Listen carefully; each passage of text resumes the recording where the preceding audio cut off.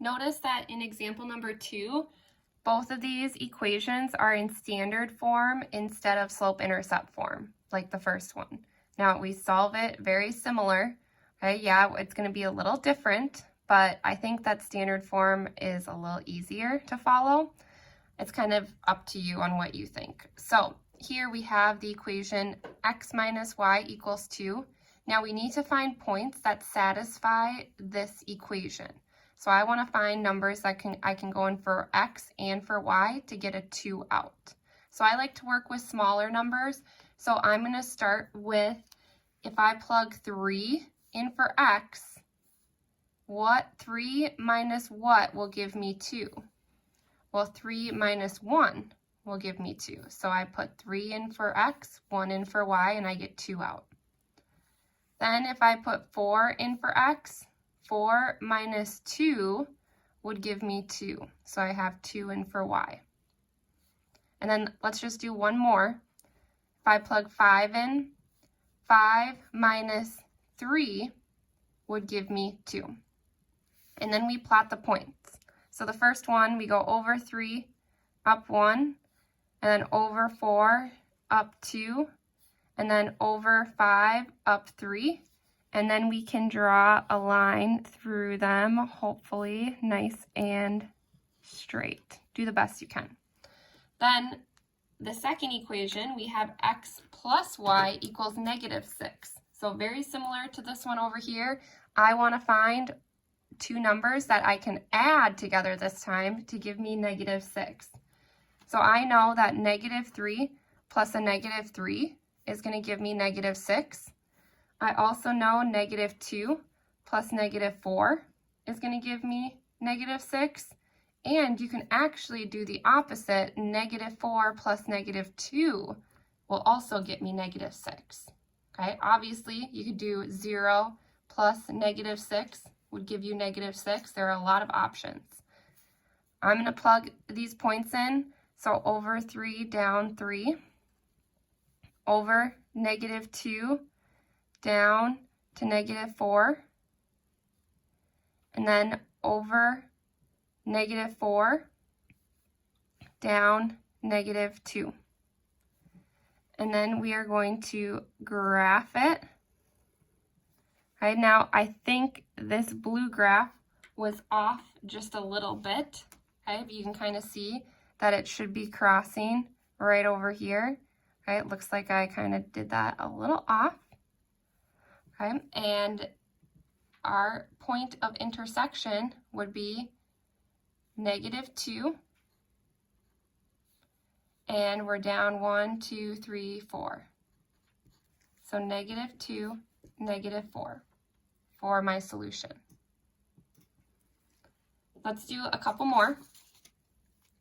Example number 3 is very similar to the first example where they are both in slope-intercept form.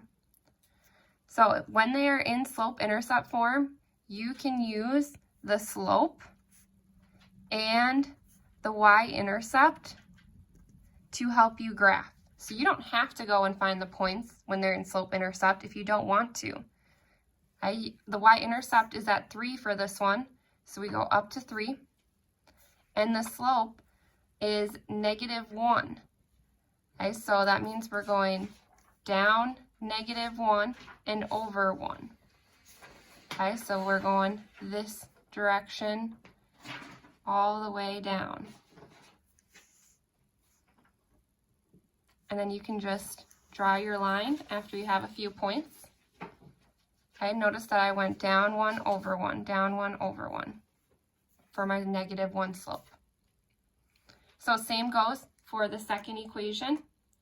Notice that my y-intercept is at negative 6. So 1, 2, 3, 4, 5, 6. And then my slope is at 2. So that means I'm going up 2 over 1, up 2 over 1, up 2 over 1. And I just keep going until I have a few that I can use to graph. And it looks like my solution is at 3, 0. Okay, so this is another way. Okay, you could always do it like we did in the first example, right? But this is another way. The last one, example 4, is another one where they are both in standard form. Okay, so I'm going to find two numbers that I can add together to get me -2.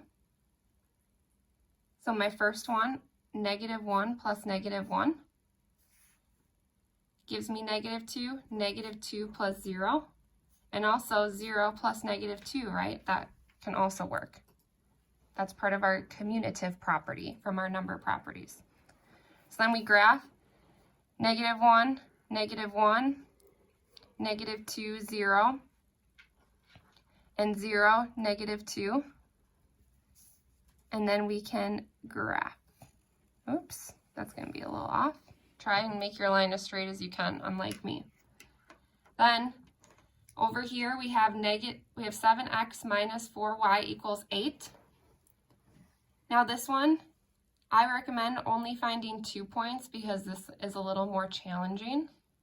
So for this one, I know that if I plug 0 in for x, so if I plug 0 in, then I need a -2 in for my y, so I have -4 times -2 will give me 8. I also know that if I plug 4 in for my x, I get 28 here, because 7 times 4 is 28, minus 20 should give me 8. So that means I need to put a 5 in for y to get me 20. So here, if I plot my points, 0, -2, and then 4, 1, 2, 3, 4, and then up 5, 1, 2, 3, 4, 5. Okay, so again, a little more challenging to connect the dots, okay, but we still got it. Looks like our solution is at 0, -2.